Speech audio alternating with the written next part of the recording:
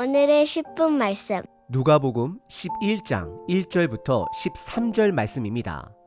예수님은 9장에서부터 갈릴리를 떠나 예루살렘으로 향하고 계십니다. 그 길 위에서 하나님의 나라를 선포하시고 제자들을 세우시며 그들로 하여금 하나님의 나라를 직접 경험하게 하십니다.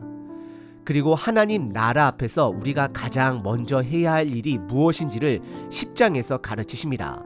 첫째, 바로 우리가 죄인임을 깨닫고 드러난 나쁜 소식에 복음의 소식을 받아들여야 하는 것입니다. 두 번째, 예수님께서 주시고자 하는 그 말씀을 먼저 받는 것이 우리의 예배의 근본이 됩니다. 오늘 본문은 우리가 잘 아는 예수님이 가르쳐 주신 기도, 즉 주기도문입니다. 그런데 이 기도가 예수님께서 먼저 가르치신 것이 아니라 제자들이 먼저 요청한 것이라는 점이 중요합니다. 제자들이 예수님께 우리에게도 기도를 가르쳐 주시옵소서라고 부탁한 것입니다. 예수님은 기도의 중요성을 알고 계셨지만 제자들이 스스로 기도의 필요성을 깨닫고 구할 때까지 몸소 보여주시며 기다리셨습니다. 왜냐하면 기도는 일방적인 것이 아니라 하나님과의 관계이기 때문입니다. 제자들이 그 필요를 느낄 때까지 기다려 주신 것입니다. 기도는 우리가 일방적으로 말하는 것도 하나님이 일방적으로 말씀하시는 것도 아닙니다. 기도는 하나님과의 대화이고 하나님과 하나 되는 것이며 관계입니다. 그래서 예수님은 제자들이 기도의 필요성을 느낄 때까지 기다려 주셨던 것입니다. 누가복음의 주기도문은 다른 복음서와 달리 기도를 가르치신 후에 밤중에 찾아온 친구 비유를 추가하고 있습니다.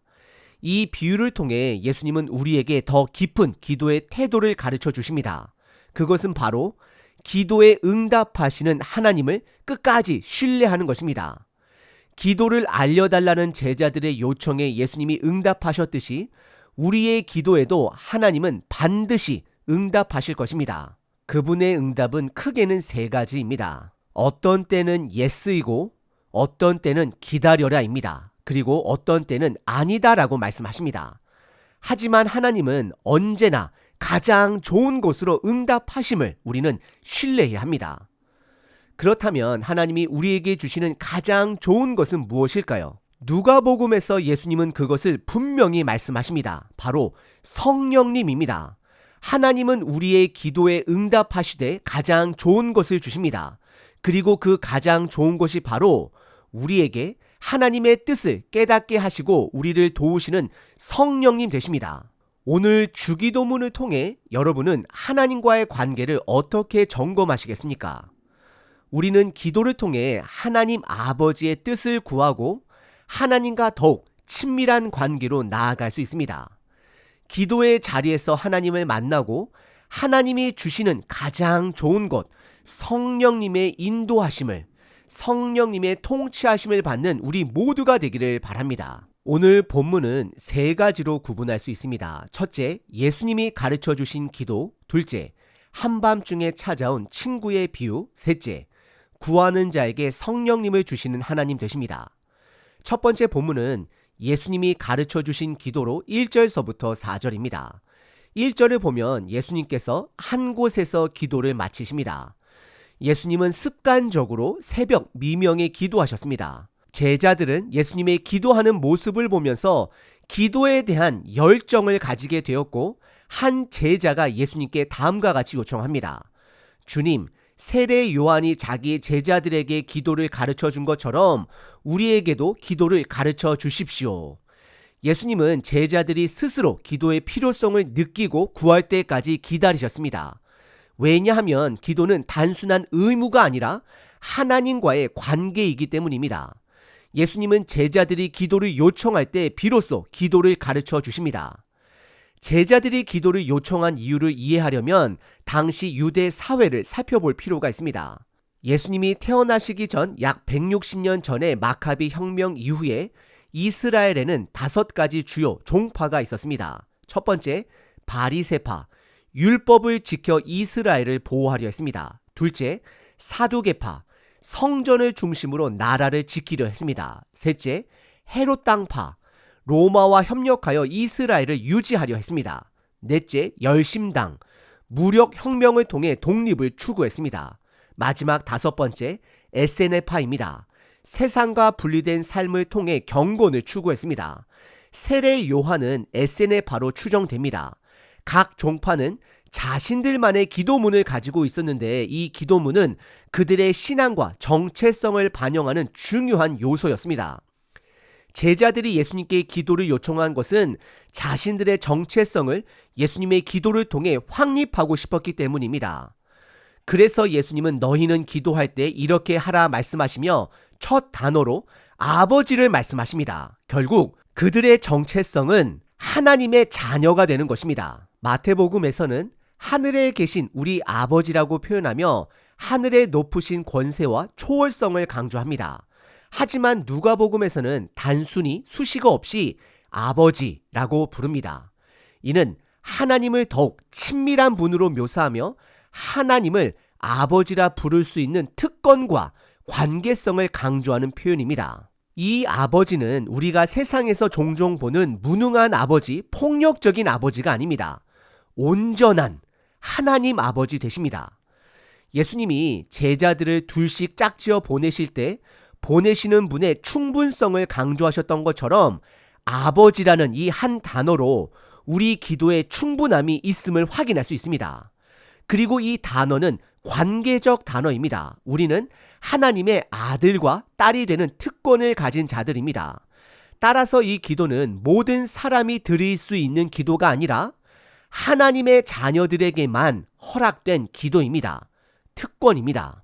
이어서 나오는 두 가지 기도의 핵심 역시 아버지와 연결됩니다. 첫째, 아버지의 이름이 거룩히 여김을 받으시오며 구약에서 이스라엘이 죄를 범하자 하나님은 아수르와 바벨론을 통해 이스라엘을 심판하셨습니다. 하지만 그 결과 하나님의 이름이 이방 나라들 가운데 모욕당했습니다. 그래서 에스겔 36장에서 하나님은 더럽혀진 내 이름을 다시 거룩하게 하시겠다라고 약속하십니다. 즉 하나님의 이름이 거룩히 여김을 받는다라는 것은 이 땅의 회복과 하나님의 나라가 시작한다라는 것을 의미합니다. 두 번째 핵심은 하나님의 나라가 임하시오며입니다. 하나님의 나라는 예수님을 통해 시작되었고 제자들을 통해 확장되고 있습니다. 주기도문은 우리들에게 두 가지를 가르쳐 줍니다. 첫째, 하나님을 아버지라 부를 수 있는 특권. 두 번째, 제자로서, 자녀로서 우리가 받은 사명이 있다는 것을 말씀하고 있습니다.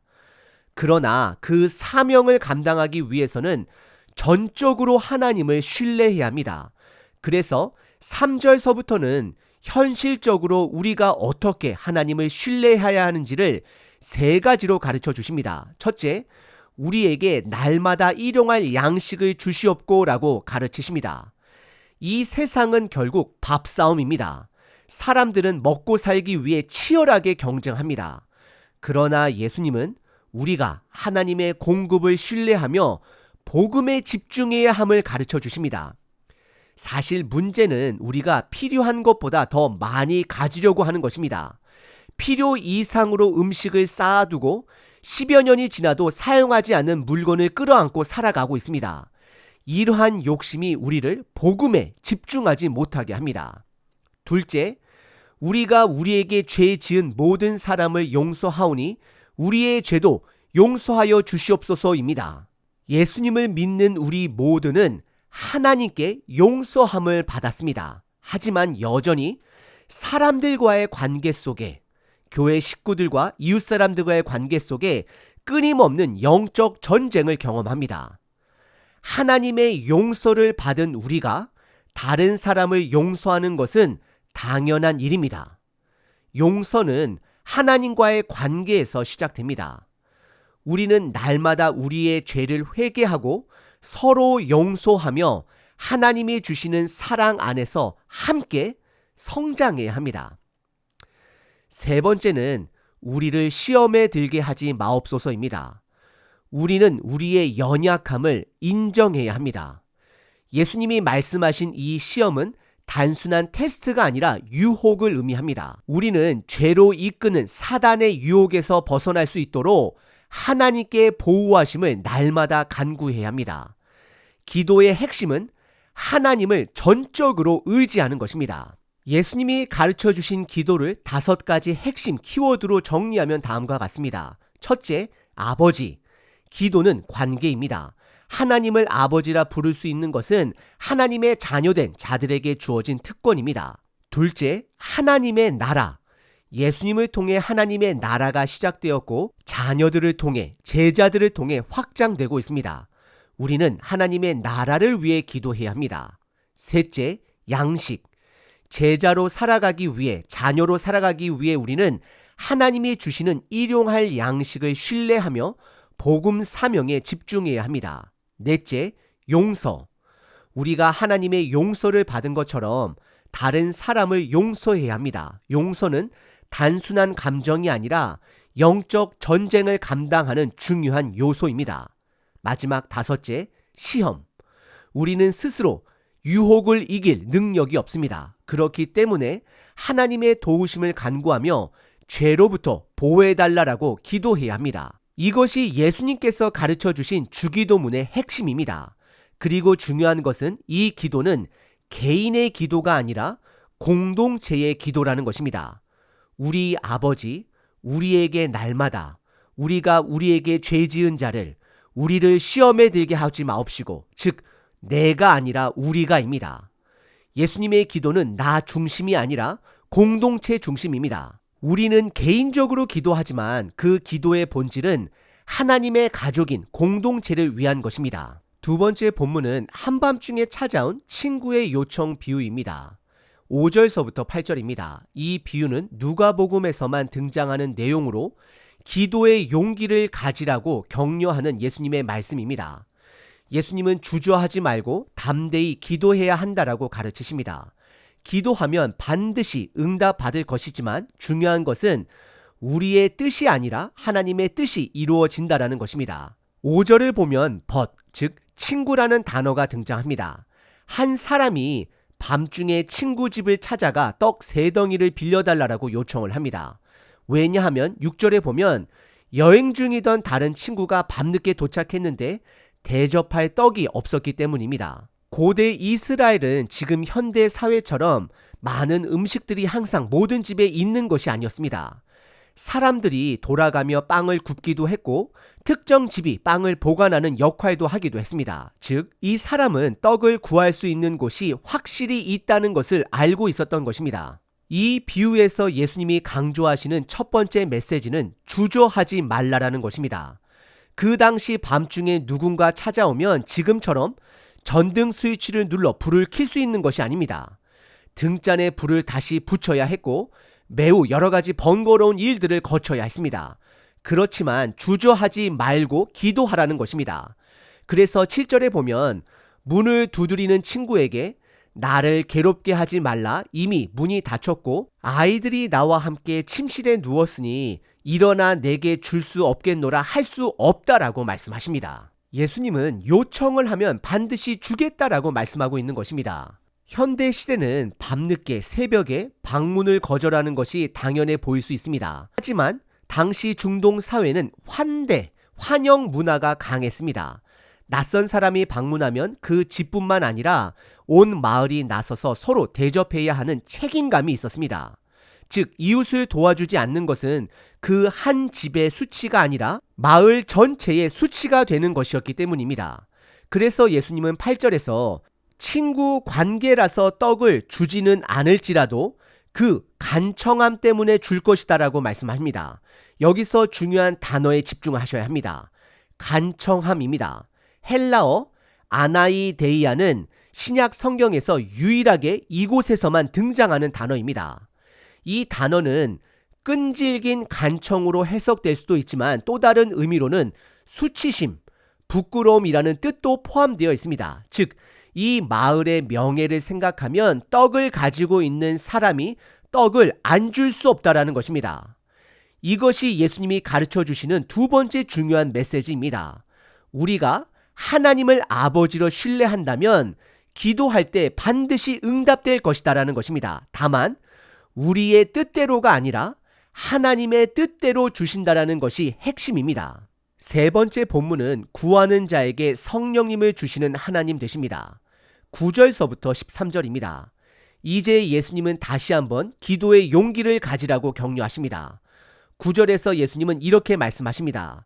내가 또 너희에게 이르노니 구하라 그러면 너희에게 주실 것이요 찾으라 그러면 찾아낼 것이요 문을 두드리라 그러면 너희에게 열릴 것이니. 그리고 10절에서도 같은 내용을 반복하시며 강조하십니다. 즉 예수님은 기도하면 반드시 응답받을 것이라는 확신을 주고 계십니다. 그리고 이어지는 11절서부터 13절까지는 주기도문의 핵심이 아버지와의 자식 관계로 다시 한번 마무리됩니다. 예수님은 이렇게 말씀하십니다. 너희 중에 아버지 된 자로서 누가 아들이 생선을 달라 하면 뱀을 주며 달걀을 달라고 하면 전갈을 주겠느냐라고 말합니다. 아무리 악한 아버지라 할지라도 좋은 것을 자식에게 준다라고 말씀하시며 하물며 하늘 아버지께서 구하는 자에게 성령을 주시지 않겠느냐라고 말씀하십니다.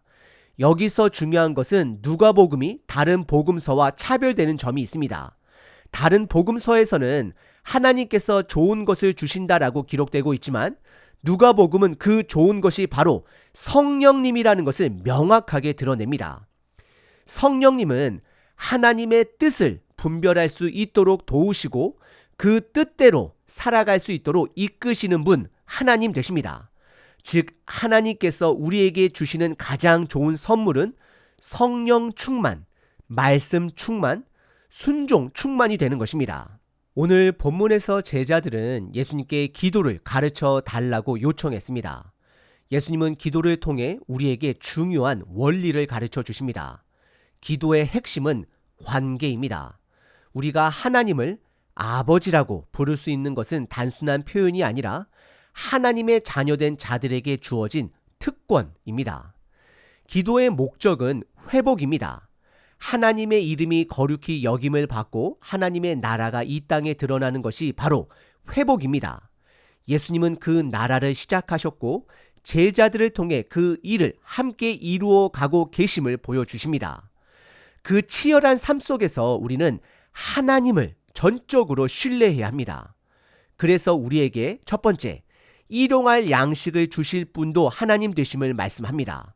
우리는 그것을 믿고 구해야 합니다. 둘째, 사람들과의 관계 속에서는 용서가 핵심입니다.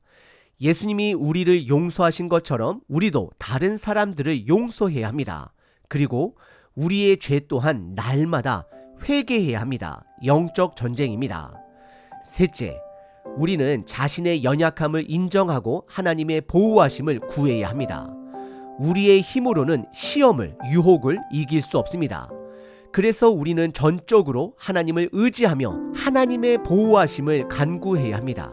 예수님은 한밤중에 친구를 찾아가 떡을 구한 사람의 비유를 통해 하나님 아버지께서 우리에게 가장 좋은 것을 주시는 분 되심을 가르쳐 주셨습니다. 가장 좋은 것이 무엇입니까? 바로 성령님입니다. 결국 기도는 내 뜻과 하나님의 뜻을 분별하는 삶입니다. 우리가 기도할 때 하나님의 뜻을 알 수 있도록 성령님은 우리를 조명해 주십니다. 그래서 우리는 말씀 안에서 성령님의 인도하심을 따라 살아가야 합니다. 기도를 통해 하나님의 나라가 우리 삶에, 우리 공동체에, 이 세상 가운데 드러나기를 바랍니다. 저와 여러분이 하나님의 뜻을 구하며 성령님의 인도하심을 따라 살아가는 기도의 사람들이 되기를 축복합니다. 아버지여, 이름이 거룩히 여김을 받으시오며 나라가 임하옵시며 우리에게 날마다 일용할 양식을 주시옵고 우리가 우리에게 죄 지은 모든 사람을 용서하오니 우리 죄도 사하여 주시옵고 우리를 시험에 들게 하지 마옵소서. 예수님의 이름으로 기도합니다. 아멘. 항상 기뻐하라. 쉬지 말고 기도하라. 범사에 감사하라.